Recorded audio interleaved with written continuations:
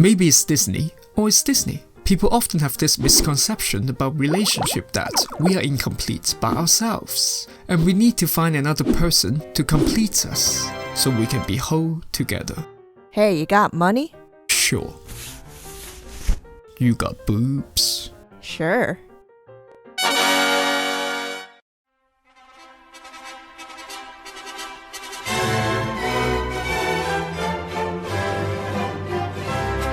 Of course, not everyone is gold digging, but most of us do want something from our lover that we should be providing us ourselves.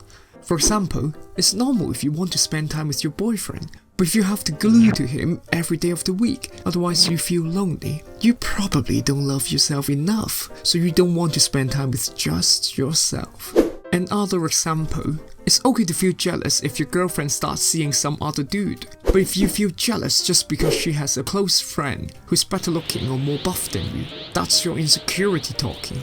It's as if you're a glass with a hole. And because you're not fixing this hole by yourself, your happiness is leaking.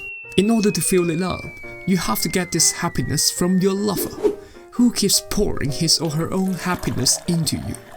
But because you keep leaking, eventually both of you would be pretty empty. So how do we solve this? First step, to truly accept ourselves and be happy with just ourselves. Second step, to always give more than we take. Contrary to popular belief, those who help others actually become as happy, if not happier than those being helped. Contributing to others, especially to those we care about, brings us happiness, long-lasting happiness. So by pouring your happiness into your lover, you actually generate more happiness for the both of you. But there is a catch. If this contributing act isn't reciprocated, eventually the giver can't help but to feel used, and the act of contributing would no longer feel good. Eventually, that self-generating happiness from helping our lover would become all but gone.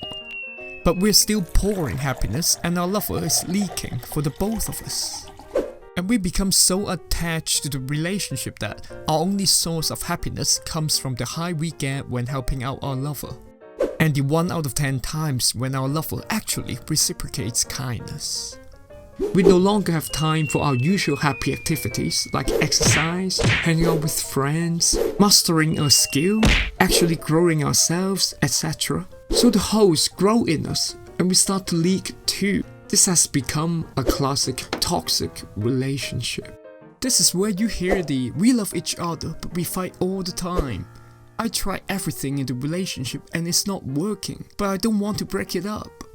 So how do we avoid this? Again, we have to become content with ourselves. Think about it deeply. Do you really love yourself? Do you really enjoy being yourself? Are you with your lover because she or he can fill this void that you should be filling yourself? If that's the case, start by working on ourselves.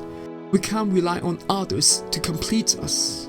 We have to enjoy being with just ourselves so much that we don't really need anything from others.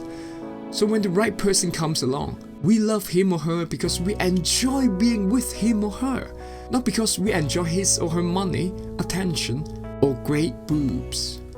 By truly accepting and being happy with ourselves, and always giving more than what we take in a relationship, we can create a dynamic in which happiness is always overflowing. And this causes us to spill over this happiness to our friends, to the guy we bump into the station, to our colleagues, etc. And this world will become a better place, just because we become better people and better lovers.